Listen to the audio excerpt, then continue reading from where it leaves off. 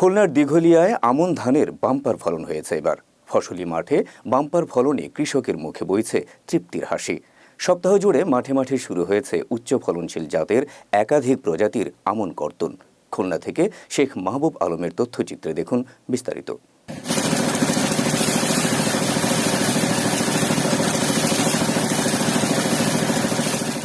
খুলনা দিঘলিয়ায় আমন ধানের বাম্পার ফলনে কৃষকের মুখে বইছে তৃপ্তির হাসি।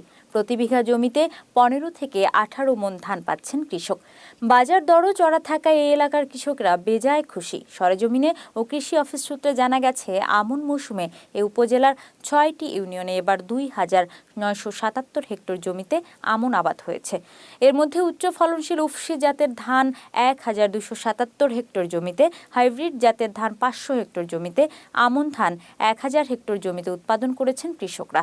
কৃষকদের মাঠে ধান কাটা ও ধান মাড়াই করে ধান ঘরে তোলার কাজে ব্যস্ত সময় পার করতে দেখা গেছে। তৃপ্তির হাসি দিয়ে ধান কাটা অবস্থায় কৃষকরা জানান, গতবারের চেয়ে এবারে প্রতি বিঘায় ধান বেশি পাবেন তারা। ফসলি মাঠে পোকামাকড়ের আক্রমণ এবারও কম হয়েছে বলে জানান কৃষকরা। আমার বাড়ি বড়গাছি, নাম আফিকুর। ওই বন্যেরিছি এইবার ধান মেলা খারাপ হয়েছে, নিচে বুঝতি আর উঁচু বুঝতি ফাইন ধান হয়েছে। 18-20 মণ ধান হয়েছে বিঘে ভর্তি। বছর ধান মেলা খারাপ হয়ে গেছে, মাছলা শেষ করে ফেলাইছে।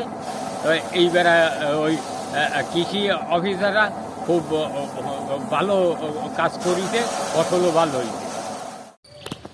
আলহামদুলিল্লাহ, এবার আমাদের আমনের ফসল মোটামুটি যথেষ্ট আল্লাহর রহমতে ভালো হয়েছে। বিঘা প্রতি 15 থেকে 17 মণ আমরা পাবো। কিন্তু মাঝে দীর্ঘদিন বৃষ্টির পানি বেঁধে থাকার জন্য নিচু জমির ফসলগুলা অনেক খারাপ অবস্থা ছিল, কিন্তু উঁচু জমিতে আমরা যথেষ্ট পরিমাণ ভালো ফসল আশা করছি এবং যথেষ্ট পরিমাণ ভালো ফসলও পাইছি আমরা। এই নিয়ে আমাদের মোটামুটি আল্লাহ যা দিচ্ছে আলহামদুলিল্লাহ, এই নিয়ে আমরা অনেক সন্তুষ্ট। আমার নাম মোহাম্মদ রিয়াজ শেখ, আমি বর্মগাতি বসবাস করি। আমি বিগত বছর 2 বিঘা জমি করছিলাম, 1 বিঘা জমি নষ্ট হয়ে গেছিল মাজরা পোকে। এই বছর 2 বিঘা আবার চাষ করছি। নিচু জমিতে ফসল কিছুটা কম হয়েছে, কিন্তু উঁচু জমিতে আপনার প্রতি বিঘায় 18 থেকে 20 মণ ধান পাইছে। আশা করি বাকিটা কাটতেছে, এইটাও ওই রকম পাবো। এদিকে দিঘালিয়া উপজেলা কৃষি কর্মকর্তা জানান, দিঘালিয়া এলাকা আমন চাষের জন্য খুবই উপযোগী। এবছর তিনি ও তার উপসহকারী কৃষি অফিসারগণ পূর্ব প্রতিরোধ হিসেবে মাঠে মাঠে বাড়িতে বাড়িতে গিয়ে কৃষকদের কারেন্ট পোকা ও মাজরা পোকা দমনের ব্যাপারে সচেতন করতে উঠোন বৈঠক করেছেন। দিঘলিয়াতে আমন মৌসুমে ধানের উৎপাদনকে কেন্দ্র করে আমাদের কিন্তু ব্যাপক সম্ভাবনা রয়েছে। এখানে এবার আমরা 2000 হেক্টর জমিতে আমনের চাষাবাদ হয়েছে। তার মধ্যে স্থানীয় জাত রয়েছে, উফশি রয়েছে, হাইব্রিড রয়েছে। এই 3 ক্যাটাগরির মধ্যে কৃষকদের কাছে ব্রির 2টি জাত, একটা ব্রিধান 87 এবং ব্রিধান 103 ব্যাপক জনপ্রিয়তা পেয়েছে। কারণ হচ্ছে স্থানীয় জাতে যেখানে মাত্র 2.7 মেট্রিক টন পার হেক্টর আমাদের উৎপাদন হয়, সেখানে ব্রিধান 87-তে গড় ফলন পাওয়া গেছে 5.8 মেট্রিক টন পার হেক্টর এবং ব্রিধান 103-এ আমাদের গড় ফলন পাওয়া গেছে 5.9 মেট্রিক টন পার হেক্টর।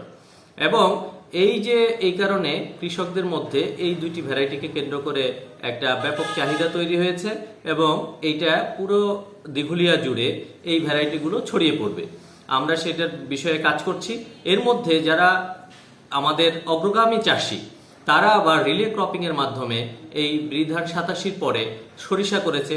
সরিষা করার পরে আবার তারা রবি ক্রপ করবে। সে যেখানে 2টি ফসল পেত, সেখানে সে কিন্তু 3টি ফসলের দিকে ঝুঁকছে।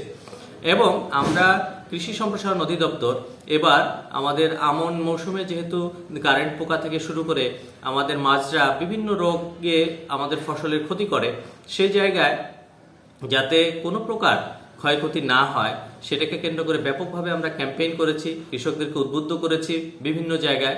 ফলে এবার কিন্তু আমাদের রোগে ফসলের ক্ষতি করতে পারেনি এবং এই আমন মৌসুমের ধান নিয়ে কৃষকের মুখে হাসি ফুটে উঠেছে। তারা খুশি, তারা এই নতুন জাতগুলো আবার উৎসাহ উদ্দীপনা নিয়ে আগামীতে করবে বলে আমরা বিশ্বাস করি।